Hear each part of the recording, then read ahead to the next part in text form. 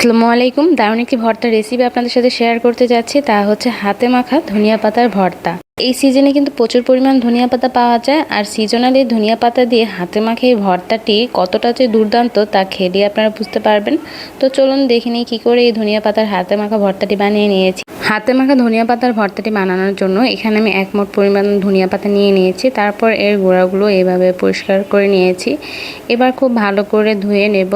তারপর একটি ব্লেন্ডার মগে আমি 2টি দেশি রসুন খোসা ছাড়িয়ে দিয়ে দিয়েছি। তারপর ধুয়ে নেওয়া ধনিয়া পাতাগুলো দিয়ে নিয়েছি। সামান্য একটু পানি দিয়ে রসুন এবং ধনিয়া পাতাকে ব্লেন্ড করে নেব। তো ব্লেন্ড করে নেওয়া হয়ে গিয়েছে। এবার একটি কড়াইতে আমি দিয়ে দিয়েছি পরিমাণ মতন সরিষার তেল। তারপর কয়েকটি শুকনো মরিচ আমি প্রথমে টেলে নিয়েছি। এবার দিয়ে দেব ব্লেন্ড করে নেওয়া রসুন এবং ধনিয়া পাতাটিকে। এবার অনবরত নেড়ে এই ধনিয়া পাতা এবং রসুনকে ভেজে নিতে হবে যতক্ষণ না পর্যন্ত খুন্তি দিয়ে এভাবে উঠালে এই ধনিয়া পাতাটি উঠে যায় এবং তেল ছেড়ে আসে। তো ধনিয়া পাতার এই মিশ্রণটি কিন্তু রেডি হয়ে গিয়েছে। এবার আমি নিয়ে নিয়েছি পেঁয়াজ কুচি, আর যে মরিচগুলো আমি ভেজে নিয়েছিলাম সেই মরিচগুলোর বোটা ছাড়িয়ে এর মধ্যে সামান্য একটু লবণ দিয়ে খুব ভালো করে কষলিয়ে নিতে হবে।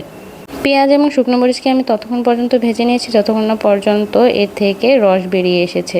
তো খুব ভালো করে মেখে নেওয়ার পর এবার প্রসেস করে নেওয়া রসুন এবং ধনিয়া পাতার মিশ্রণটিকে দিয়ে খুব ভালো করে মেখে নিলেই হয়ে যাবে মজাদার হাতে মাখা ধনিয়া পাতার ভর্তা। আর এই ভর্তাটি যে কত সুস্বাদু তা একবার বানিয়ে খেলেই বুঝবেন।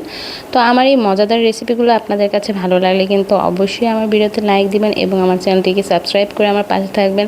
আর সবাই খুব বেশি ভালো থাকবেন। আল্লাহ হাফেজ।